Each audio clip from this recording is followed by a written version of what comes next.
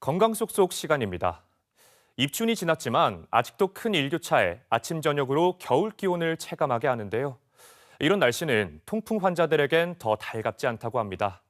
기온이 떨어질수록 통풍 발작 위험이 더 커진다고 하는데요. 오늘 이 시간엔 통풍에 대해 자세히 알아봅니다. 바람만 스쳐도 아프다고 해서 이름 붙여진 통풍. 통증의 왕이라고도 불리는데요. 통풍이 이렇게 극심한 통증을 일으키는 건 무엇 때문일까요? 오늘은 통풍의 모든 것 자세히 알아봅니다. 통풍은 혈액 속의 요산이 몸 밖으로 제대로 배출되지 못하고 몸속에 과도하게 쌓이면서 생기는 염증성 질환입니다. 요산은 단백질 성분인 퓨린이 몸에 에너지를 만들어주고 남은 찌꺼기라고 할 수 있는데요. 바늘처럼 끝이 뾰족한 요산 결정이 관절이나 연골 조직에 달라붙어 염증과 심한 통증을 일으킵니다. 우리 몸의 면역계는 관절에 쌓인 요산 덩어리를 나쁜 침입자로 인식해 강력한 염증 반응을 일으키는데 바람만 스쳐도 아프다는 뜻은 바로 이런 급성 염증 때문이라고 합니다. 통풍은 대개 엄지발가락이나 발등, 발목, 무릎 등 한 개의 관절에서 시작되는데요. 자다가 통증으로 깰 정도로 예고 없이 시작되는 강한 통증은 통풍 초기의 중요한 신호입니다. 이를 통풍 발작이라 부르는데요. 통풍을 방치할 경우 통증 발작이 잦고 관절 손상과 신장 합병증으로 이어질 수 있습니다. 통풍은 흔히 중년 남성들에게서 많이 나타난다고 알려졌지만 최근에는 서구화된 식습관과 잦은 음주, 비만 등으로 젊은 층 환자가 급증하고 있습니다.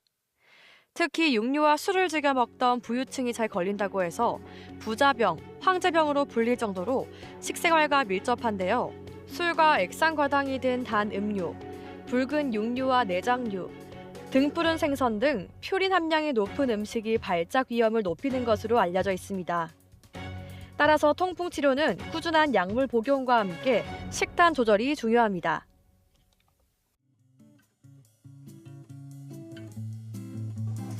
통풍은 심혈관이나 신장 질환, 대사 증후군과도 밀접한 연관이 있다고 합니다. 이 때문에 온몸 건강을 위협하는 위험 신호일 수 있다는데요. 통풍 치료와 관리 어떻게 하면 좋을까요? 네, 이번에는 만성 질환으로 불리는 통풍, 어떻게 치료하고 관리하면 좋을지 자세히 알아봅니다. 관절 류마티스 내과 전문의 이명수 교수 함께합니다. 어서 오세요. 안녕하십니까. 네, 교수님, 이 통풍은 일교차가 커지는 추운 날씨에 더 발병 위험이 더 커진다고 하는데 날씨와 통풍이 어떤 관련이 있나요? 예. 추운 날씨에는 통풍이 더 잘 발생할 수가 있습니다. 통풍은 체내 요산이 관절에 결정체가 생겨서 염증을 일으키는 것인데 추운 날씨일수록 결정체가 생기기 쉬워요. 그래서 이제 엄지발가락에 잘 생기는 이유도 말초에 있기 때문에 체온이 좀 떨어지는 장소거든요. 그 말이 맞습니다. 네, 추운 날씨에 더 주의할 필요가 있겠는데 이 통풍은 특히 다른 관절 질환과 증상이 비슷해서 혼동하기가 쉽다고요. 예. 어떻게 구분할 수가 있을까요? 그 통풍이 가장 진단하기 쉬우면서도 오진이 많은 질환이에요. 통풍은 일반적으로 관절이 붓고 엄청 아파요. 그래서 1, 2주 정도 아팠다가 좋아지는 질환이거든요. 그래서 임상적 경과가 특이해서 금방 진단을 할 수가 있는데 주로 이제 통풍이 엄지발가락에 주로 발생하거든요. 그래서 엄지발가락이 이렇게 휘어 있는 그 무지 외반증하고 감별을 해야 되고요. 또 관절뿐만이 아니라 힘줄하고 연부 조직까지 같이 빨갛게 부을 수가 있어서 봉화증염하고도 감별이 필요해요. 그 다음에 통풍이 엄지발가락 이외에 무릎, 어깨, 팔꿈치, 손가락에도 다 올 수가 있거든요. 이런 경우에는 또 통풍을 쉽게 의심하지 못하는 경우가 있습니다. 궁극적으로 통풍을 어떻게 진단하냐면 관절이 부었을 때 관절액을 빼가지고 현미경으로 봅니다. 그래서 이 현미경에 보이는 그 요산 결정체, 바늘 모양 같이 생긴 결정체를 보고 확진할 수가 있고 또 그렇게 어려운 경우에는 통풍에 특화된 CT가 있어요. 그 CT에 요산 결절을 확인하면 진단이 됩니다.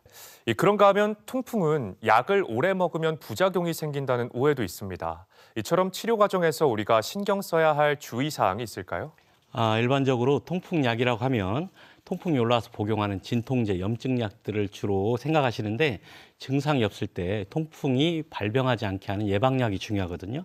건강검진에서 요산 수치가 높다고 방문들을 많이 하시는데 요산이 높다는 것만 가지고 무조건 약물 치료는 하지 않아요. 한편 통풍이 발생한 환자에서 1년에 2번 이상 발작이 있거나 요산 결절이 있거나 요로 결색이 있는 경우, 요산 수치가 9 이상인 경우, 그다음에 생활 습관을 잘 관리했는데도 요산 수치가 6이 넘는 경우에는 예방 약물을 복용을 해야 돼요. 예전에는 알로퓨리놀이라는 아주 부작용이 심한 약이 있었는데 최근엔 그런 약을 쓰지 않고요. 최근 쓰는 약은 간 수치를 약간 올릴 수는 있는데 비교적 안전합니다. 저희 류마티스 학회에서는 가이드라인을 제정했는데요. 요산 강화제를 평생 복용하고 요산 치료 목표를 6 미만으로 하고 있습니다. 네, 적절한 처방을 받고 치료를 받으면 큰 부작용은 없을 거란 말씀이신데 이 통풍은 특히 식습관과도 밀접한 관련이 있죠. 이 통풍 환자들은 등푸른 생선조차도 주의를 하면서 먹어야 한다고 하는데 어떤 음식을 조심해야 하는지 또 어떤 음식이 도움이 되는지 함께 짚어주시죠. 이 부분에서 우리 통풍 환자들이 상당히 많이 우울해 하십니다. 그래서 삶의 질이 많이 떨어져 있는데요. 결국은 이제 퓨린을 많이 함유하거나 체외로 요산 배출을 저해하는 그런 약물을 피해야 하는데요. 대표적으로 피해야 하는 음식은 다 잘 아시겠지만 육류, 내장류입니다. 그리고 생선 중에는 멸치, 꽁치, 고등어 같은 것도 피해야 되고 어류, 조개 같은 어패류 등도 통풍에는 좋지 않습니다. 무엇보다 가장 피해야 하는 음식은 다 아시겠지만 술이에요. 어떤 분은 이제 맥주가 아닌 소주는 괜찮다고 하시는 분이 있는데 좀 불행하지만 모든 술은 좋지 않습니다.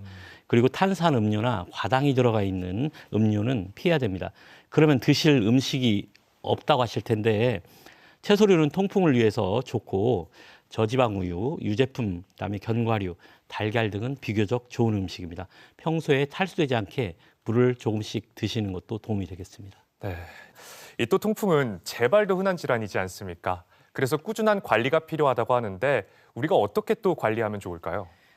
통풍은 체내 요산 수치가 높을수록 재발을 잘해요. 그래서 보통 관리를 안 할 경우 1년에 재발률이 30에서 40% 정도 됩니다. 한 번 아파본 분들은 다시는 그 경험을 하고 싶지가 않을 거예요. 그래서 퓨린이 많이 들어가는 음식을 피하고 음주를 멀리하고 과도한 운동이나 탈수되는 상황을 피해야 됩니다.